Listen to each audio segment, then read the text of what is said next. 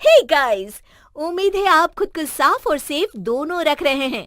बहुत जरूरी है हम सबका इस वायरस से बचना, जागरूक रहना और इससे जुड़ी हर खबर के बारे में पता होना। इसलिए हेलो लाया है fight against corona virus initiative, जिसके जरिए आपको इस वायरस से जुड़े हर सेफ्टी मेजर और हर खबर के बारे में रेगुलर अपडेट्स मिलते रहेंगे। Stay safe. Download the hello app now. गांव की बहू। क्या सावित्री, मैंने सुना है कि मालती की बहू ने अपने सास ससुर को घर से निकाल दिया है।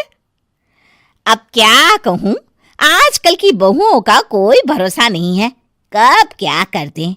मालती की बहू को देखकर कौन कह सकता था कि वो ऐसी निकलेगी।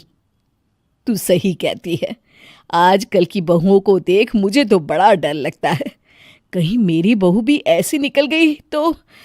नहीं, मैं तो गांव की सीधी सादी लड़की से अपने बेटे की शादी करवाऊंगी। इस तरह एक दिन गायत्री अपने बेटे की शादी गांव में रहने वाली मीना नाम की लड़की से करवा देती है। ये लीजिए माँ जी, आपके लिए गर्मा गर्म नाश्ता और चाय। अरे वाह बहू, सच कह रही हूँ, जब से तू इस घर में आई है मुझे तो बड़ा आराम है। तेरे जैसी बहू तो किस्मत वालों को मिलती है। का माँ जी, अब इतनी भी तारीफ मत करिए ना। धीरे धीरे मीना गायत्री की चहेती बन जाती है और मीना भी गायत्री को कभी शिकायत का मौका नहीं देती थी। फिर एक दिन, ये ले बहू, आज मैं बाजार से तेरे लिए साड़ी लाई हूँ। साड़ी देखते ही मीना का मुंह लटक जाता है। का माँ जी, ये भी कोई साड़ी है? ना, मुझे तो बिल्कुल पसंद नहीं आई। अरे लाना ही था तो कोई अच्छी महंगी वाली साड़ी ले आती मेरे लिए। आप तो ये सस्ती साड़ी उठा लाई। मुझे नहीं ना चाहिए आपकी ये साड़ी, आप ही पहनिए इसे। अरे ये क्या बहू, तू तो आजकल कुछ ज्यादा ही नखरे दिखा रही है।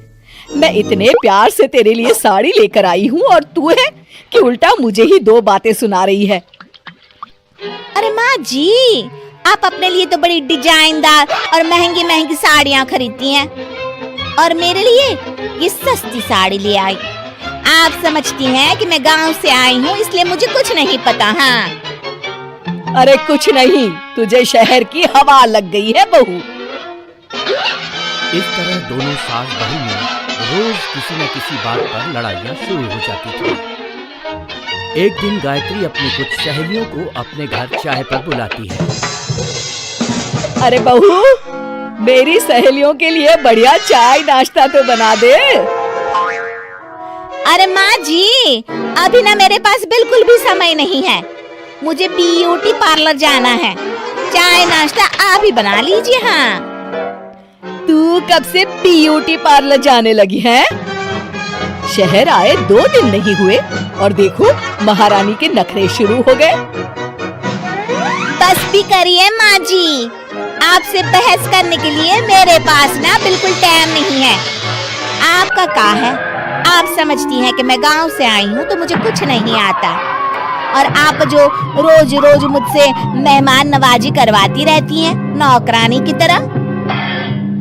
मीना के कमरे में जाते ही, अरे ये क्या गायत्री, तू तो अपनी बहू की बड़ी तारीफ कर रही थी, लेकिन ये तो तुझे कुछ समझती ही नहीं।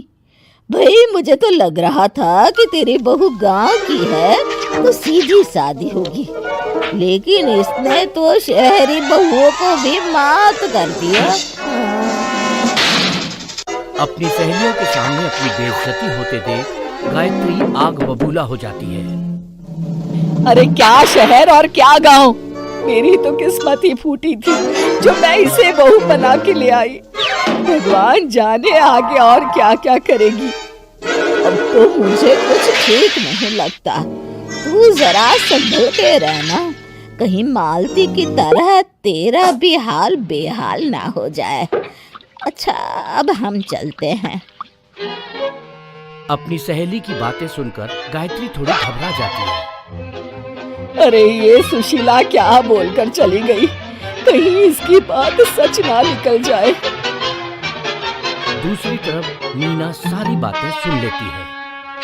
अगले दिन से गायत्री अपनी बहू से कोई काम करवाने से पहले 10 बार सोचती थी। ज्यादातर काम वो खुद ही कर लेती थी। अचानक अपनी सास में आए इस बदलाव को देख मीना, लाइए ना माँ जी, मैं कर देती हूँ ना काम। एक बात पूछूं माँ जी, आजकल ना आप बड़ी चुप चुप सी रहती हैं, और अब मुझसे झगड़ना तो दूर, मुझसे खुल के बात तक नहीं करती आप। कुछ नहीं बहू, ऐसे ही। मीना अपनी सास की मंशा भाप जाती है और मुस्कुराते हुए कहती है, अरे माँ जी, चिंता मत करिए, मैं आपको घर से नहीं ना निकालने वाली। ये डर आप अपने मन से निकाल दीजिए। अरे छोटे मोटे झगड़े तो हर घर में होते रहते हैं, चाहे कुछ भी हो जाए, आप मेरी सासू माँ हो। मैं तो जिंदगी भर आपकी सेवा करूंगी माँ जी। अपनी बहू की बातें सुन गायत्री को एक प्रकार का संतोष होता है और उसकी सारी चिंताएं दूर हो जाती है। गायत्री अपनी बहू को गले लगा लेती है।